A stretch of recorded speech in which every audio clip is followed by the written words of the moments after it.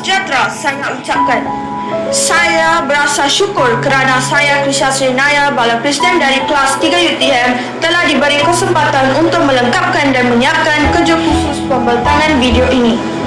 Oleh itu, saya ingin mengucapkan terima kasih kepada Pengetua SMK Mutiara Rini iaitu Puan Haja Rohanaria binti Abdul Kahar kerana memberikan peluang kepada saya untuk melaksanakan kerja khusus ini. Di sini saya ingin merakamkan penghargaan dan terima kasih kepada guru mata pelajaran sejarah saya iaitu Cikgu Muhammad Firdaus bin Muhammad Noor kerana telah banyak memberikan tunjuk ajar dan bimbingan sehingga tugasan ini berjaya dilaksanakan. Kesabaran cikgu memberikan tunjuk ajar amatlah saya hargai. Ucapan terima kasih juga saya tujukan kepada kedua-dua ibu bapa saya iaitu Encik Bala Krishnan anak lelaki Nadisen dan Puan Sarashangi anak perempuan Srinivasan kerana sentiasa memberikan kata-kata semangat agar saya tabah melaksanakan setiap tugasan.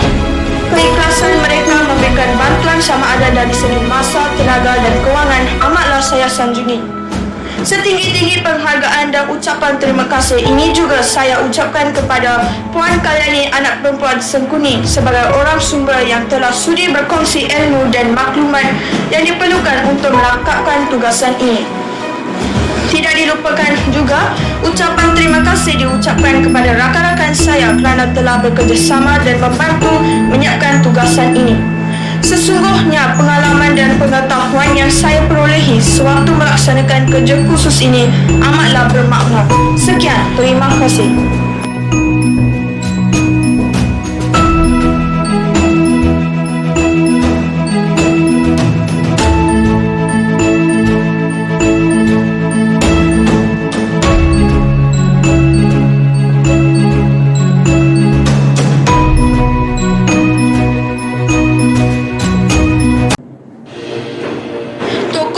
Saya pilih ialah Dato' Bahaman.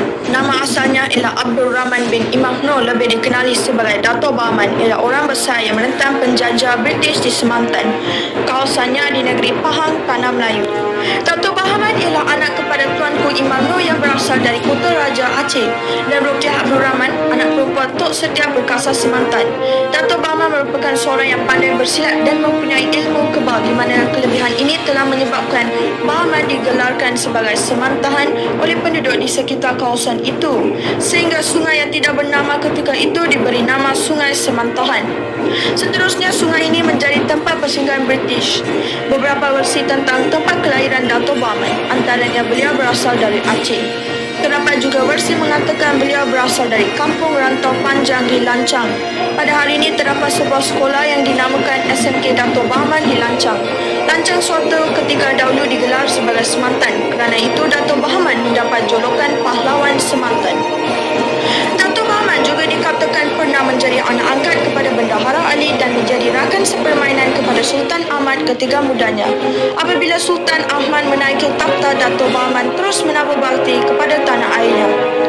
Dato' Bahaman dikata menggunakan senjata berupa sebilah lembing yang diberi nama beringin yang berbentuk daun sirih dan dikatakan mampu memukau orang kerana menunjukkan sikap serta kebolehannya sebagai panglima dalam perang saudara antara Sultan Ahmad dan Adinda Baginda Wan Mutahir serta pemimpin pasukan Pahang untuk membantu Tunku Kudin dalam perang saudara di Kelang Selangor. Dato' Bahaman diangkat sebagai salah seorang orang besar Belapan dan dianugerahkan dengan gelaran Dato' Setia Perkasa Pahlawan Semantan. Dan selepas kematian orang kaya Indera Segara, Dato' Bahaman telah dilantik oleh Sultan Ahmad sebagai orang kaya Temelung. Dengan pangkat tersebut, kedudukan Dato' Bahaman adalah sedarjat dengan orang besar berempat dan seringkali diajar berunding oleh Baginda Sultan Ahmad.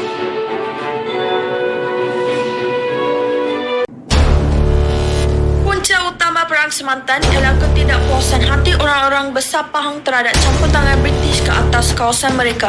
Ketegangan itu bermula pada bulan Disember 1890 ketika E.A. Wise hendak mendirikan sebuah balai polis di Lubuk Terua yang terletak di kawasan Dato' Bahaman tanpa sebarang perundingan dengannya. Apabila Hal Clifford, pemangku residen British Pahang mengetahui hal tersebut, beliau menasihatkan Sultan dan Baginda kemudian memerintahkan Dato' Bahaman supaya pergi ke Pekan agar perkara itu dapat disiasat. Oleh sebab Dato' Bahaman enggan ke Pekan, Sultan mengeluarkan surat perintah negara yang meluncurkan pangkat dan tarafnya sebagai orang kaya semantan. Tindakan itu menyakitkan hati Datuk Bahaman. Keadaan ini menyebabkan beliau dan pengikut-pengikutnya menyerang hendak CEM Desborough di Sungai Semantan pada 15 Disember 1891 ketika beliau menyangka Desborough datang untuk menangkapnya. Dalam serangan tiba-tiba itu, pihak Desborough telah kalah dan mereka melarikan diri ke bandar Temelung. Setelah mengetahui peristiwa di Semantan itu, pegawai-pegawai British Pahang menyediakan tentera untuk melawan pembangkang-pembangkang Melayu. Ekoran dari itu, pada 26 Disember 1891, satu pasukan yang diketuai oleh Clifford dan Tengku Mahmud pergi ke Kampung Kelubi yang merupakan kubu kedua pertahanan Dato' Bahaman.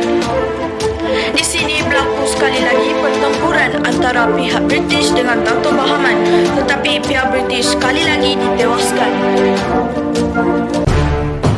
Pada Januari 1892, pihak Inggeris telah menjadi orang yang paling kuat dan memaksa Sultan Wan Aman untuk menamatkan kebangkitan Dato' Bahaman. Satu pasukan yang dinamakan Gerakan Tentera telah dilancarkan pada 22 Januari 1892 dengan kekuatan 800 orang. Seramai 140 daripadanya mempunyai senjata api yang dipimpin oleh Tengku Ali, Roger, Residen Pahang, Panglima Garang Yusof, Said Ali Badung dan Abdullah dari Perak. Gerakan ini juga menemui kegagalan kerana selain daripada hanya dapat memusnahkan 11 buah kubu kecil, termasuk kubu Batu Ampar, jejak Dato' Bahaman tidak dapat dikesan dan tidak ada tanda-tanda yang memungkinkan orang kaya Semantan itu dan pengikut-pengikutnya yang terdekat akan tertangkap. Pada awal bulan Februari 1892, keadaan tegang dianggap telah berakhir. Untuk sementara waktu, daerah Semantan telah diletakkan di bawah jagaan Abdullah Gerak. Pada Mac 1892, pasukan Dato' Bahaman berjaya menawan semula Lubuk Terua. Perjuangan Dato' Bahaman menjadi lebih hebat kerana pengikut Gajah. Pihak Inggeris kalah dan Abdullah Gerak terpaksa pulang ke Perak. Kubu Lubuk Terua dikawal oleh orang-orang dari Cempaka dan Pulau. Ternyata mereka bersimpati dengan gerakan penentangan Dato' Bahaman terhadap Inggeris. Pada Mei 1892, Inggeris telah menyerang Lubuk Terua lagi. Pejuang Pahang terpaksa berundur ke Kelantan dan Terengganu. Di Terengganu, ulama Tok Upalo telah menyemarakkan semangat pejuang Pahang untuk berjihad menentang Inggeris. Pada 14 Jun 1894, Kuala Tembeling dan Jeram Ampai berjaya ditawan oleh Dato' Bahaman bersama 100 orang pengikutnya. Pada 29 Jun 1894, sepasukan tentera kerajaan Inggeris yang diketuai oleh General Walker menyerang kumpulan penentang Inggeris yang diketuai oleh Dato' Bahaman, Tok Gajah, Mat Kilau dan Mat Kelubi di Jeram Ampai, Kuala Tembeling, Pahang. Dalam serangan itu, pemangku penguasa Hulu Pahang bernama Wise terbunuh bersama 4 anggota polis. Serangan tersebut menyebabkan Mat Kilau berundur ke Kelantan. Ini menandahkan berakhirnya perang menentang Inggeris di Pahang. Sir Hugh Clifford, Presiden British di Pahang, melancarkan serangan secara besar-besaran yang menelan belanja yang banyak membunuh mereka hingga ke Terengganu dan Kelantan. Gerakan itu dihentikan pada bulan November 1895 apabila Dato' Bahaman, Pawang Nom dan Mat Lela dikatakan menyerah diri kepada Kerajaan Siam. Tetapi diberi tempoh perlindungan dan ditempatkan di Chiang Mai pada awal 1896, manakala Tok Gajah dan Mat Kilau diberitakan meninggal di Terengganu. Kebangkitan Dato' Bahaman selama 4 tahun, iaitu dari 1891 hingga 1894, telah menyebabkan pihak Inggeris menanggung hutang yang banyak. Sultan Ahmad dipaksa membayar sebanyak $7,200 setahun bagi menyelesaikan hutang tersebut.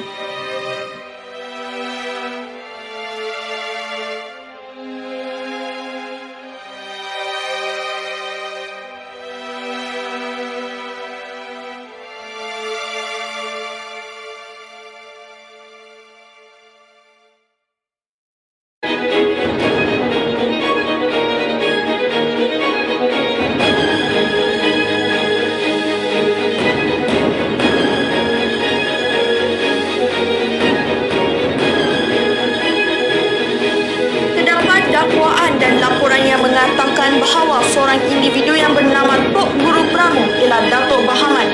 Tok Guru Pramu meninggal dunia pada 23 Julai 1977 tanpa mengakui identiti beliau yang sebenar. Kita mestilah menunjukkan semangat cinta dan taat setia terhadap negara. Kita mestilah sanggup berkorban untuk negara kita. Selain itu, kita juga mestilah bekerjasama antara rakyat dengan pemimpin dalam merancang strategi dalam sesebuah perjuangan.